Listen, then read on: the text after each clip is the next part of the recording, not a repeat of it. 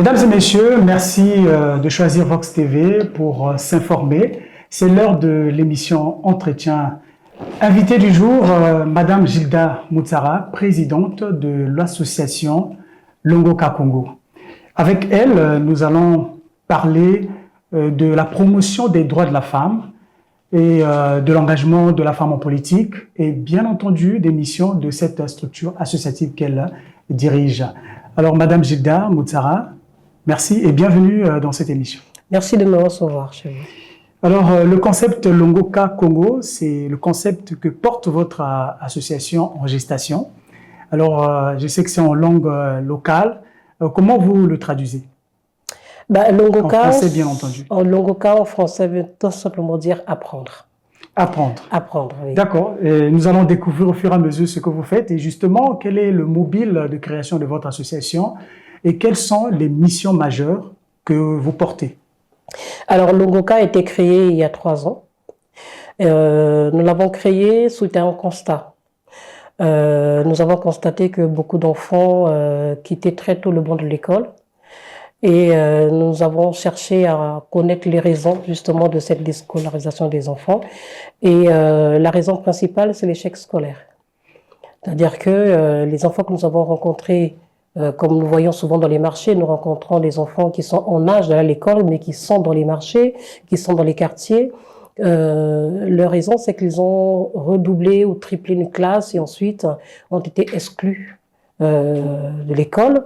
Et donc nous avons pensé qu'il fallait faire quelque chose puisque dans le fond ces enfants ne sont pas entre guillemets bêtes comme on le dit, puisque nous les rencontrons dans le marché. Ce sont eux qui vont surtout que l'échec scolaire a plusieurs raisons. Exactement. Et même il y a aussi la précarité des familles qui fait que bon, certains parents ont parfois besoin de leurs enfants pour les aider dans leur commerce et donc du coup ils sacrifient leur scolarité.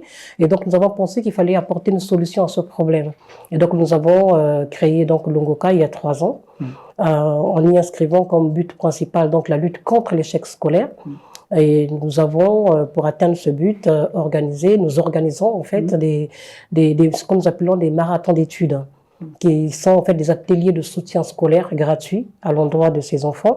Nous avons, lors de la première année, nous avons ramené sur le banc de l'école beaucoup d'enfants déscolarisés, que nous avons accompagnés, surtout ceux qui étaient en classe d'examen. Nous les avons accompagnés jusqu'à leur admission à ces examens. Nous avons eu des cas, des enfants de 21 ans qui se sont représentés au CEP et qui ont réussi. Donc nous nous sommes dit que c'était possible de résoudre ce problème. Et comment vous arrivez en fait à les cibler pour qu'ils viennent étudier chez vous? Écoutez, la première des choses, c'est simplement établir le dialogue. Lorsque nous discutons avec eux, eh bien, ils se confient. Et dans la plupart des cas, ce sont des enfants qui disent que nous avons bien envie de repartir à l'école, mais malheureusement, les parents ne peuvent plus nous soutenir. Malheureusement, nous avons été exclus. Nous ne savons pas comment repartir. Et donc, nous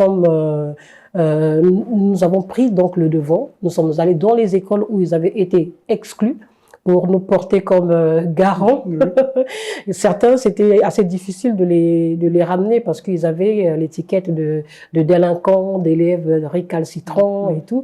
Mais nous avons pris l'engagement de les accompagner, et sur le plan de l'éducation également. Et ça a été une réussite. Oui, mais justement, à ce jour, combien d'apprenants, sinon des jeunes que vous avez pu réintégrer à l'école? Si la première année, ceux que nous avons ramenés sur le banc de l'école se comptent à une 50aine à peu près.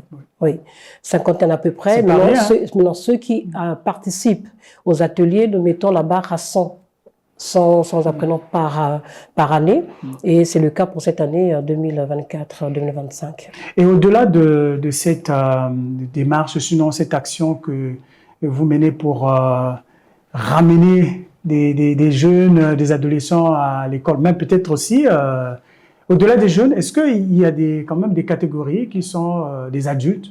Est-ce que vous avez rencontré ce genre de cas? Nous avons rencontré des adultes, mais nous nous focalisons beaucoup plus sur la jeunesse, sur les jeunes, parce que notre population est composée majoritairement des jeunes, donc c'est une priorité.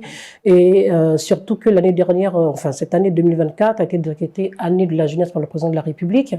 Et nous, au niveau de Longoka, nous avons pris cela comme une instruction à suivre au pied de la lettre.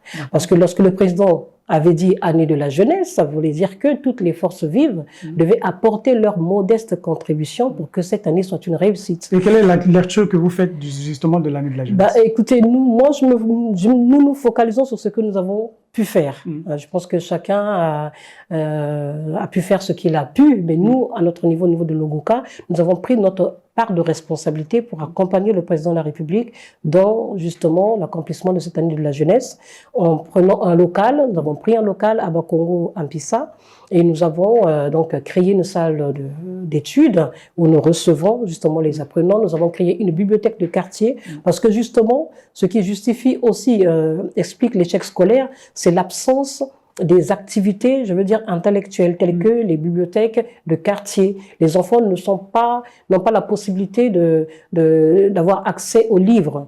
Et donc, nous avons créé cette bibliothèque dans le quartier et ça a été très bien accueilli puisque les enfants, plutôt que d'aller jouer au foot, de traîner dans les rues et tout, certains enfants, de rester dans l'oisiveté, eh bien, viennent consulter les livres et nous avons été surpris par l'intérêt que ces enfants portent aux livres. Nous avons organisé des goûters littéraires que nous organisons tous les dimanches. Nous avons organisé des activités culturelles qui s'intitulent Logoka Mardi Théâtre pour justement occuper les jeunes de façon positive et les éloigner le plus possible de la délinquance juvénile, de la drogue, de tout ce qui justement porte atteinte à leur épanouissement social et scolaire. C'est déjà des actions encourageantes que vous menez, mais au-delà de ces actions, votre association œuvre aussi pour la défense et la promotion des droits de la femme et même la promotion de la culture. Quelles sont les actions précises, concrètes, que vous avez menées dans ce sens? Oui, nous avons constaté que parmi les jeunes déscolarisés, il y a beaucoup de jeunes filles. Des jeunes filles qui ont quitté le banc de l'école pour des raisons telles que des grossesses précoces, le harcèlement sexuel dans le milieu scolaire. Et nous avons pensé qu'il était important de défendre ces jeunes filles en commençant par faire d'abord la promotion et la défense des droits des femmes. Parce que certaines jeunes filles ne savent pas que le viol est un crime. Donc il fallait les sensibiliser là-dessus. Et donc nous avons inscrit donc ce deuxième but dans pour notre association, donc faire la promotion de ces droits. Et pour y arriver, nous avons organisé donc les activités culturelles, le Goka Mardi Théâtre. Nous avons organisé des pièces de théâtre au cours desquelles nous faisons la promotion de la loi Mouébara, la sensibilisation de la loi Mouébara qui justement lutte contre toutes les formes de violence faites aux femmes. Pensez-vous que la loi Mouébara protège suffisamment les femmes? Oui, elle protège, je l'ai toujours sur moi, toute femme devrait l'avoir sur elle. Mais la loi Mouébara, numéro 19-2022, qui a été promulguée le 4 mai 2022, portant la lutte contre les violences faites aux femmes, protège la femme congolaise. Donc, dans le premier titre, la loi Mouébara informe, sensibilise les femmes et la société entière sur ce que c'est que les violences, ce qu'on appelle violences faites aux femmes. Et donc définit toutes sortes de formes de violences, les violences physiques, morales, psychologiques, violences en milieu scolaire, social, conjugal, même en milieu carcéral. Et donc ça permet à toute la société d'être conscient des actes que l'on pose qui peuvent être qualifiés de violences faites aux femmes. La loi Mouébara protège la femme congolaise parce qu'elle fait également la prévention de ces violences dans le titre 2, l'article 22, où elle définit tout ce qui est interdit, tout ce qui ne doit pas être fait et qui peut être considéré comme violence faite aux femmes. Il s'agit par exemple de l'emploi de la femme dans des conditions de travail inacceptables. Et ensuite, la loi Mouébara fait de la prévention dans son titre 3, en précisant tous les lieux d'accueil qui sont mis à la disposition de la femme, en aidant la femme à rassembler les preuves de la violence qui lui a été faite, mais aussi donc, en qualifiant, en fait, en lui reconnaissant le statut de victime. Bien, dans le même sens d'idée de la loi Mouébara qui porte la protection contre les violences faites aux femmes, il y a un fait qui défraie la chronique. Une femme brûlée récemment par son conjoint Angoyo, donc 6e arrondissement de Pointe-Noire. Et c'est un acte atroce. Et cette femme a succombé suite de ces blessures. Alors, comment réagissez-vous par rapport à ce fait? C'est simplement de l'indignation. Toute femme devait être indignée, toute la société s'est indignée face à ce drame qui est arrivé, parce que finalement, la dame est décédée, et rien ne justifie une telle violence à l'égard de la femme. Et nous avons vu comment est-ce que la ministre de la Femme s'est rendue sur les lieux. Madame la procureure également a été sur place pour s'enquérir de la situation. Et là, ça nous ramène également à la loi Moïbara, justement, qui a trouvé tout son sens, qui justement protège la femme à travers toutes les innovations qui sont faites dans cette loi. On peut parler par exemple de l'article 19, de l'innovation qui a été faite, qui parle par exemple des rites forcés qui sont faits à la femme, tels que le lévira ou le sorora. Et à l'article 46, l'alinéa 1, 2, 3, qui prévoit l'allongement des prescriptions en cas de contravention, des prescriptions qui passent du simple au double. Pour la contravention, ça passe de 2 ans au lieu d'une année. Pour un délit, ça passe à 5 ans, de 3 ans. Pour un crime, ça passe de 20 ans à 10 ans. Ça permet à la loi d'être appliquée de façon efficace. Est-ce que vous regrettez, par exemple, l'abolition de la peine de mort chez nous, dans ces genres de situations? Je ne la regrette pas, parce que de toutes les façons, la vie est sacrée. Il faut respecter la vie et il faut donner beaucoup plus de force à la loi. C'est à la loi de résoudre ce genre de problème. Je ne suis pas personnellement pour la peine de mort, je suis plutôt pour la sanction. La sanction. Oui, et toujours une sanction sévère. Une sanction sévère. Et justement, c'est ce que fait la loi Moïbara, toujours dans ses innovations. On peut parler de l'article 60 plutôt, qui interdit l'expulsion des veuves de leur toit conjugal. On a vu comment Madame la ministre s'est déployée sur le terrain pour ramener les femmes les veuves dans leur foyer. On peut aussi parler de cette innovation qui interdit, qui permet à la loi, à l'État de poursuivre la plainte, même si la victime retire sa plainte. Pour une raison de pression sociale, par exemple. Il y a aussi l'innovation qui concerne les violences faites aux mineurs, l'allongement de la prescription, qui fait que la fille qui a été abusée pendant qu'elle était mineure peut porter plainte dès qu'elle atteint l'âge de la majorité. Et ça, c'est très important, parce que dans les familles, souvent, on fait recours aux arrangements à l'amiable, et qui lèsent justement la victime. Mais cette loi, Moïbara, à travers cette innovation, permet à la victime, à arriver à l'âge de la majorité, de pouvoir demander réparation et de permettre justement à la loi ou à l'État de condamner le présumé coupable. Nous avons traversé Octobre Rose, donc le mois d'octobre. À travers les réseaux sociaux, on vous a vu sensibiliser les femmes au risque du cancer de sein, et vous les avez exhortées justement à faire le dépistage.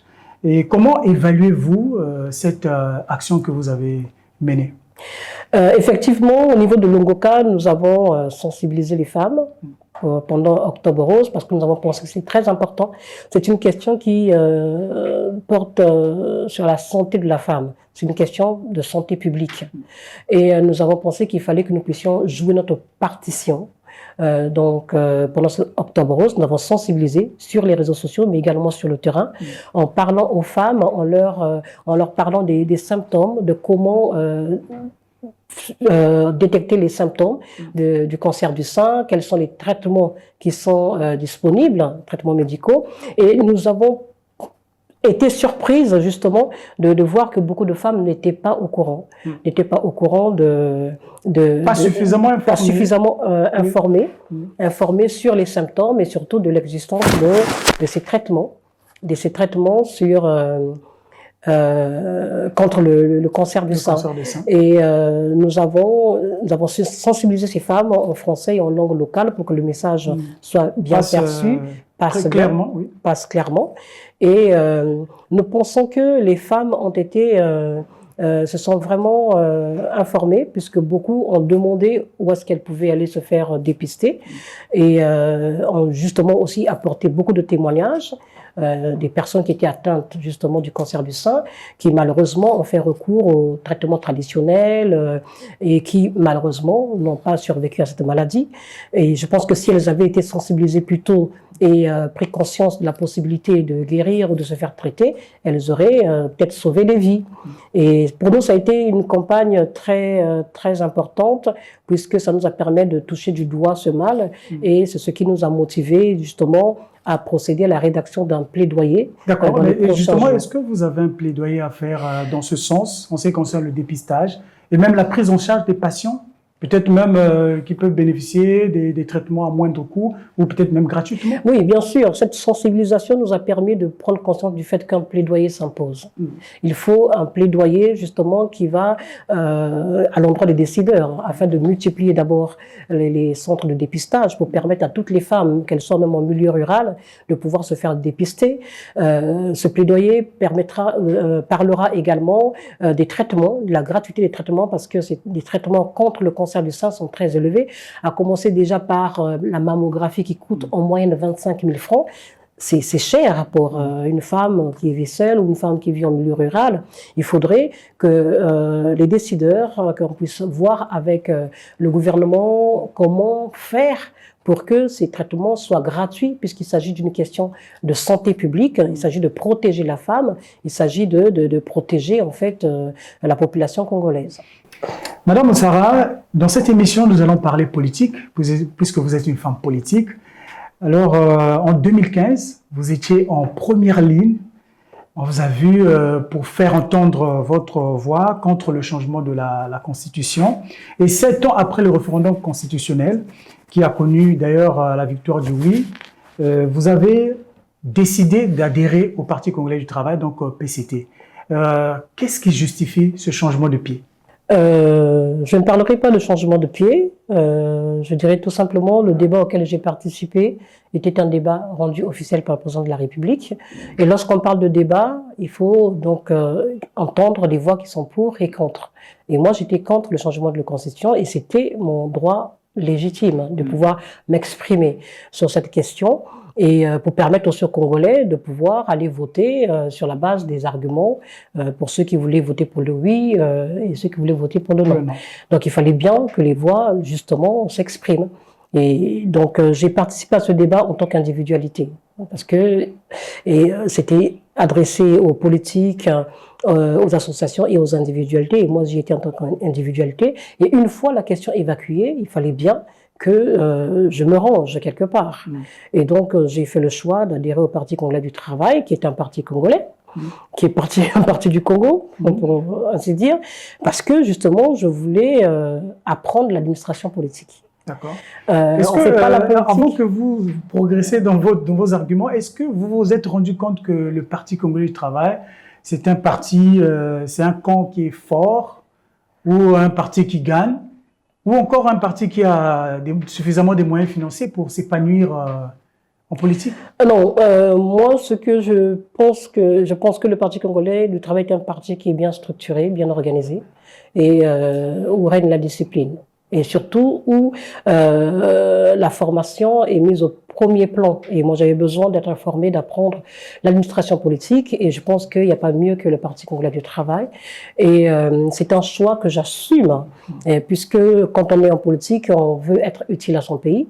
Je ne dis pas que quand on a l'opposition, on ne l'est pas. Mais je crois que par rapport à mes aspirations, par rapport à ce que je veux apporter à mon pays, je pense que à travers le Parti congolais du travail, je peux aider ou apporter ma contribution justement à la réalisation du projet de société du président de la République. Et donc, c'est l'une des motivations pour lesquelles j'ai adhéré au Parti congolais du travail. Et quand vous avez adhéré au Parti congolais du travail, comment vous avez été accueilli par les militantes, pour ne pas dire les militants d'une manière générale, du Parti congolais du travail? Écoutez, le Parti congolais du travail est ouvert à tout citoyen. Il ne faut pas s'attendre à un accueil triomphal ou quelconque. Quand on adhère,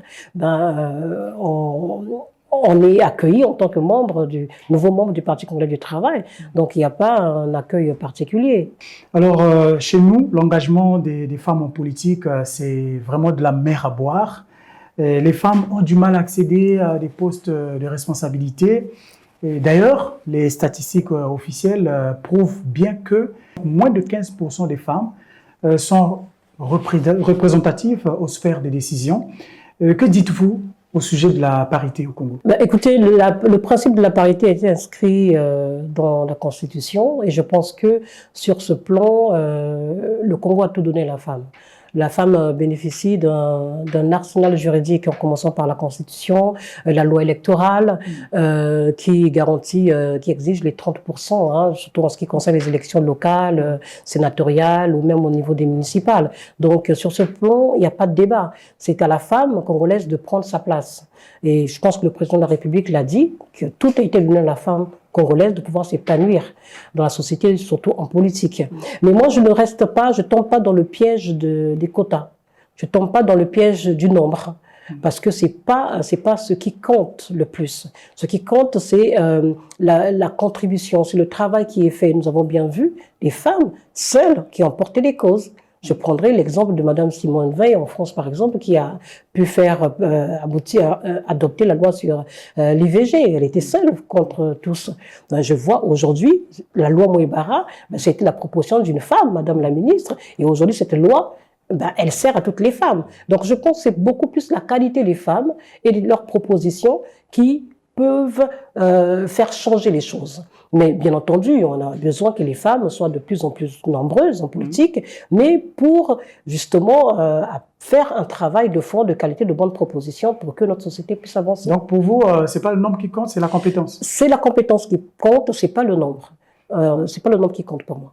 Est-ce que vous avez un modèle d'une femme politique qui vous fascine et que vous souhaiteriez vraiment être comme elle?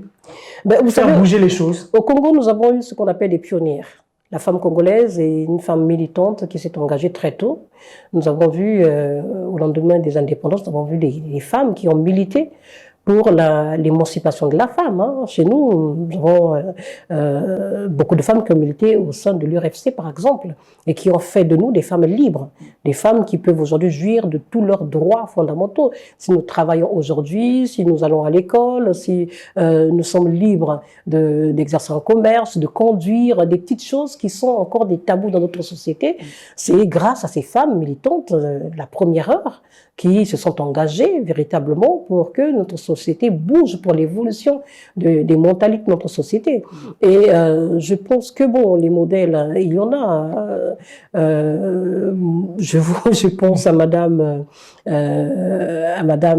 Ellen Johnson Sirleaf, par exemple, qui a dit que la présidente du Libéria, qui a dit, je la cite, que si vos rêves ne vous font pas peur, c'est qu'ils ne sont pas suffisamment grands. C'est pour dire que on doit vraiment avoir des ambitions très hautes pour changer les choses autour de nous. Est-ce que l'homme peut constituer aussi un obstacle? L'homme peut constituer un obstacle dans nos sociétés par rapport à notre culture. On peut rencontrer des hommes qui sont les femmes qui sont en couple, très réfractaires à ce que les femmes s'épanouissent socialement, professionnellement, politiquement. Les femmes vivent en couple, par exemple, mais après, ça dépend de ce que l'on veut. Si on croit en sa destinée, si on a des ambitions, des convictions, je pense que même l'opposition d'un homme à votre épanouissement ne devrait pas constituer un obstacle, parce que c'est vous qui choisissez. Si vous êtes conscient de vos droits, si vous savez que personne ne doit vous imposer un modèle de vie, à ce moment-là, vous devrez trouver le moyen de pouvoir de prendre votre indépendance pour poursuivre votre chemin, parce que nul n'est indispensable à qui que ce soit. Question de curiosité, certainement vous avez des rêves. Est-ce que vous imaginez un jour, par exemple, devenir député, ministre, ou à la tête d'une institution de la République ou d'une administration publique? Mais je pense que c'est le rêve, c'est une ambition de tout homme ou toute femme politique, parce qu'il y a des choses ou des changements que l'on peut apporter que lorsque on est dans une sphère de décision, un poste de décision. Et je pense que les véritables changements en politique se font au sein des institutions, les véritables débats se font au sein des institutions. Je pense que lorsqu'on s'engage en politique, ça doit être une ambition légitime de pouvoir accéder à ces institutions pour apporter sa contribution solutions, pour mettre sur la table des discussions, des débats, des sujets brûlants, des sujets de société pour faire avancer les choses. Est-ce que la femme congolaise est devenue suffisamment courageuse de s'engager en politique, ou bien elles sont toujours restées frileuses? Ben, je pense qu'on voit de plus en plus, nous voyons de plus en plus des femmes qui s'engagent en politique, qui ont cette envie de s'engager en politique. Mais après, ça dépend de comment est-ce qu'elles sont encadrées au sein des partis politiques. C'est justement là le problème. Lorsque les femmes viennent au sein des partis politiques, il faut qu'elles soient formées pour devenir de véritables figures politiques. Il ne faut pas qu'on en fasse des femmes que l'on mobilise tout simplement lors des manifestations. Il ne faut pas qu'on leur fasse comprendre que faire la politique en tant que femme, c'est porter un t-shirt, c'est porter un pan, c'est attendre le 8 mars, c'est attendre un meeting quelconque et venir chanter, danser. Non, il faudrait qu'on fasse participer ces femmes au débat, aux formations, et leur donner aussi la possibilité d'accéder à des fonctions de députés, de conseillères municipales, afin qu'elles puissent participer, parce que la femme congolaise, elle est au cœur même de notre société. Mais ce sont elles qui trouvent les solutions au quotidien. Donc je pense qu'elles peuvent apporter des éléments de réponse en les faisant participer à ces débats. Et je crois que la responsabilité revient aux partis politiques. Qu'est-ce qu'ont fait les femmes? Qu'est-ce que ces partis politiques font des femmes qui adhèrent à leur projet? C'est la question qu'il faut se poser. Il faut organiser suffisamment de formations. Il faut organiser des séminaires de formation. On regarde, je vais prendre un exemple précis, c'est la journée du 8 mars. Regardez ce qu'on en a fait aujourd'hui. Elle a été réduite au port du pagne. Mais il faudrait qu'au sein des partis politiques, on explique aux femmes pourquoi est-ce qu'on a choisi le pagne. Le pagne a été choisi parce que c'est un support. Le pagne porte un message. Il faut expliquer aux femmes que une femme qui porte le pagne le 8 mars porte un message. Ça veut dire quoi? Celle qui va au marché, qui va au champ le 8 mars, porte le pagne pour aller faire son champ. Elle porte le pagne pour aller vendre son manioc. Elle porte le pagne pour aller à son service. Mais elle n'attend pas 16 heures. Parce que ce que l'on voit, c'est que le matin, elles sont débraillées dans leur tenue de tous les jours. Et à 16 heures, elles rentrent, elles vont se faire un bon maquillage, elles portent un pagne. Elles se retrouvent dans un début de boisson. Non, le pagne du 8 mars est comme une tenue de combat. On n'a jamais vu un militaire entrer dans un début de boisson et danser, c'est interdit. On n'a jamais vu un élève entrer avec sa tenue scolaire, aller danser, c'est interdit. Il faudrait que ce soit la même chose pour le pagne. Et ça, je m'adresse aux décideurs. Il faudrait que le 8 mars, qu'on interdise aux femmes l'accès au début de boisson. Donc il ne faut pas désacraliser le pagne. Il ne faut pas désacraliser le pagne du 8 mars parce que, pour moi, entre guillemets, c'est comme une tenue de combat. Parce qu'elle reflète justement tout le combat que la femme a mené pour jouir de ses droits à travers le monde. Et on ne rabaisse pas le pagne à ce niveau-là. C'est justement voilà pourquoi je pense que tout ce travail se fait au sein des partis politiques, au sein des associations, au sein des mutuelles, parce que la femme congolaise est très engagée dans les mutuelles.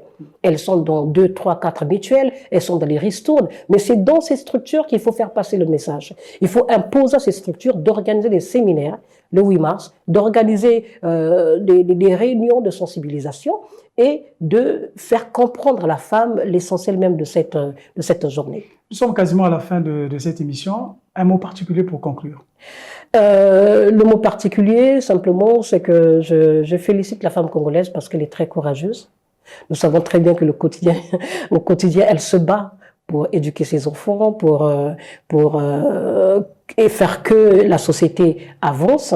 Et je l'encourage à continuer sur cette ligne. J'encourage toutes les femmes qui s'engagent en politique. J'encourage toutes les femmes qui créent des associations. J'encourage toutes les femmes qui éduquent seules leurs enfants, parce qu'elles sont nombreuses à pouvoir. Je les encourage à continuer cette lutte pour que notre société avance. Madame Gilda Moutsara, merci de votre disponibilité et puis surtout de venir répondre à nos questions, tous nos encouragements. J'espère que la femme deviendra de plus en plus courageuse pour nous apporter du bien dans ce pays. C'est moi qui vous remercie de m'avoir reçu. Merci beaucoup. Alors, mesdames et messieurs, vous avez compris que nous sommes arrivés au terme de cette émission. Prenez bien soin de vous prochainement.